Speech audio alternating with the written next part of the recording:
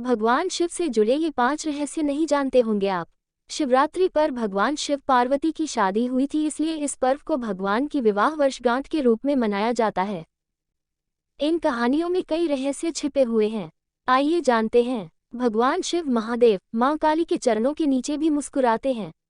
भगवान शिव क्रोध और उग्रता के प्रतीक है, फिर भी वह सबसे उदार रूप में है।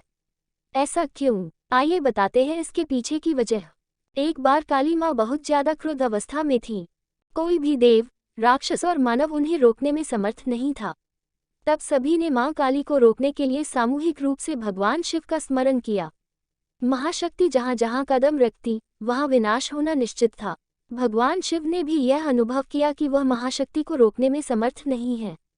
तब भगवान शिव ने भावनात्मक रास्ता चुना और उन्हें रोकने पहुंचे। भोलेनाथ माँ काली के रास्ते में लेट गए।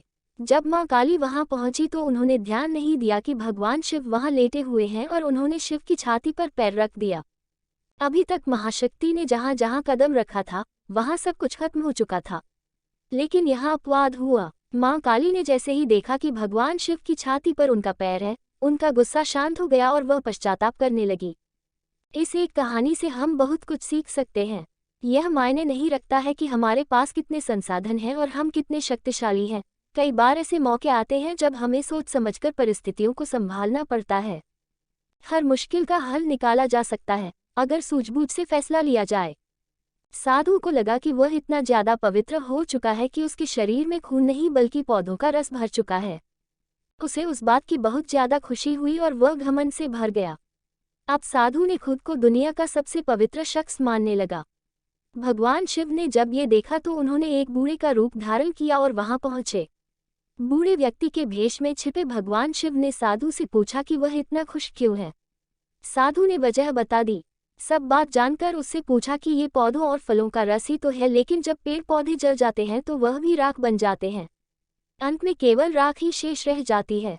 बूढ़े व्यक्ति का रूप धारण करे शिव ने तुरंत अपनी अंगुली काटकर दिखाए और उससे राख निकली। साधु को एहसास हो गया कि उनके सामने स्वयं भगवान खड़े हैं। साधु ने अपनी अज्ञानता के लिए क्षमा मांगी। ऐसा कहा जाता है कि तब से ही भगवान शिव अपने शरीर पर भस्म लगाने लगे ताकि उनके भक्त इस बात को हमेशा याद रहें। शारीरिक सौंदर्य का अहंकार न करें बल्कि